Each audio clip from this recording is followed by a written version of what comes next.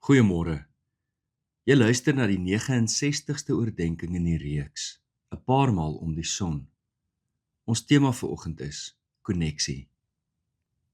Ons kom nou by die 4de element wat definierende oomblikke laat gebeur. En dit is koneksie. Ons het reeds gepraat oor verhoogde ervarings of spitsoomblikke in ons lewens, nuwe insig en trots. Definierende oomblikke vind veral plaas in 'n sosiale konteks, wanneer ons koneksie ervaar met ander mense. Ons is sosiale wesens in murg en been. Hoe meer ons leer van die mens se neurologiese werking, hoe meer besef ons hoe ons sosiaal verweef is. Sedert die ontdekking van mirror-neurons, spieelneurone, verstaan ons soveel meer dat hartseer en vreugde, angs en vrede, huil en lag, werklik gedeel word. Terwyl ouers praat en doen, laat spieelneurone 'n kind reeds in hul eie brein daardie aktiwiteite inoefen, intern daardie patrone vorm, voordat hulle dit nog self uitvoer. Ons is sosiale wesens, geestelik, kognitief en biologies. Dink 'n bietjie aan die definierende oomblikke op jou reise om die son. Hoeveel daarvan het alleen gebeur? En hoeveel daarvan het saam met ander gebeur? Sommige het inderdaad alleen gebeur. Ek kan dink aan 'n hele paar, soos terwyl ek 'n boek gelees het, tyd in die natuur spandeer het, langs die kampvuur gesit het, of sommer net die lang pad alleen aangedurf het. Dit was tyd vir refleksie, en inderdaad het daar oomblikke, definierende oomblikke plaasgevind. En ek is seker vir jou ook. Aan watter van daardie definierende oomblikke kan jy dink, het gebeur terwyl jy alleen was? Maar, die meeste van ons definierende oomblikke vind tog plaas in die konteks van ander mense. Die eerste, en waarskynlik die mees definierende oomblik, kan ons egter glad nie onthou nie. En dit was die oomblik toe ons gebore is en vasgehou is in die arms van ons moeder. Klaarblyklik is geboorte vir 'n baba nie 'n aangename ervaring nie, want ons moes die warmte van die baarmoeder verlaat.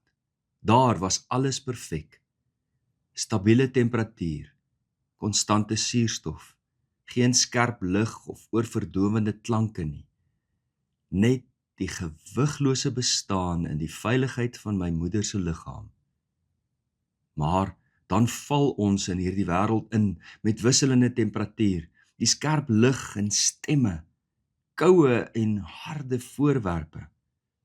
Dokters en verpleegsters vat met hulle groot, koue hande aan ons naakte liggaampies en 'n stetoskoop, yskoud, druk op ons teer velletjies neer, hier reg bokant ons hartjies. Ons koppe word heen en weer gedraai en ons lyfies verskuif. Wat 'n onaangename verwelkoming in hierdie wêreld. Maar dan, tussen al hierdie chaos deur, tel 'n paar hande jou op en sit jou by iemand neer wat jy vir 9 maande leer ken het. Jy voel vir die eerste keer haar vel. Asem haar reuk in. Hoor haar hartklop en haar stem. En jy's terug in die paradys. Navorsers vertel eintlik 'n hartroerende verhaal van hoe ons liggaampies in daardie oomblikke van velkontak teen mamma, tydens borsvoeding en wanneer ons oogkontak met haar maak, die lewensbelangrike hormoon oksitosien vrystel. Beide baba en mamma skei hierdie oksitosien af. Daar's eintlik 'n ontploffing daarvan tydens geboorte, vir beide baba en moeder. Dit verminder stres, stabiliseer harttempo, help met temperatuurregulering, ondersteun die sielkundige noodsaaklike gebeurtenis van binding en gehegtheid en bring 'n tevredenheid en 'n boodskap mee. alles is terug na normaal. Tydens hierdie binding en gehegtheid met die moeder, word die vagus senuwee geaktiveer en die parasimpatiese senuweestelsel vertraag die hartklop, stabiliseer die asemhaling, verbeter die verteringsstelsel en kalmeer die brein. Ons totale menswees weet, ek is veilig. Hierdie nuwe wêreld is dalk nie so sleg as wat ek gevrees het nie. Daardie eerste definierende oomblik in ons lewe is koneksie. Daardie eerste ervarings is 'n goeie voorspelling van waar ons definierende oomblikke vir die res van ons lewe sal ervaar. Gelukkig is die kind wat kort hierna ook ander mense het, wat liefdevol na hulle omsien, 'n pappa, oumas en oupas, liefdevolle boeties en sissies, primêre versorgers, familie en vriende. Dink aan die definierende oomblikke vir kinders wanneer hulle kleuterskool toe gaan, en uiteindelik graad 1 toe. My graad 1 jaar was besonder definierend, maar om al die verkeerde redes. Ek dink nie ons graad 1 juffrou het baie van kinders gehou nie. Waarvan was juffrou Gous, maar dit moes Rottemeier gewees het. Maar nou ja, ek het die jare in haar klas darm oorleef, want ek het die konteks geken van 'n plek waar ek behoort het. En gelukkig was daar maatjies wat sommer gou die aanslag van juffrou Gous gedemp het. En daar het definierende vriendskappe begin, wat my en jou vir die res van ons lewens help vorm het.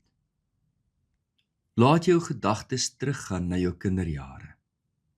Dink aan die definierende oomblikke. Dink aan daardie oomblikke wat jy saam met jou huisgesin beleef het, saam met familie, die tye op die plaas, Desembervakansies by die see, toere en kampe langs die pad saam met vriende. Koneksie. Koneksie en weer eens koneksie. Dis waar ons die mees definierende oomblikke ervaar. Interessant genoeg, is dit ook weer eens met 'n geboorte wat ons die mees definierende oomblikke in ons lewens ervaar. Ek onthou daardie Dinsdagoggend toe Kara gebore is, my oudste. Om die een of ander rede het ek nog nie gereed gevoel om pa te wees nie, selfs direk nadat sy gebore is. Ek het daar in die hospitaal se gang afgestap en bietjie gevoel soos 'n mak geklapte kiewietjie. Ek het nie geweet wat om hiervan te maak nie. Miskien het 'n mamma 9 maande waar sy hierdie baba in haar voel groei en daardie oomblikke is sy reeds 'n mamma. Maar vir my het ek onseker in daardie saal afgestap of in daardie gange afgestap tot by die saal waar Kara gelê het. En toe ek daar by haar kom en ek steek my hand so deur daardie broeikas en sy sit haar vuisie so om my vinger. Daardie oomblik het ek 'n pa geword. Een van die mees definierende oomblikke in my ganse lewe. Ek kan nie dink aan ander oomblikke wat my meer as dit gedefinieer het nie. Iets in my biologie het daar verander. Dink aan jou lewe tot hier.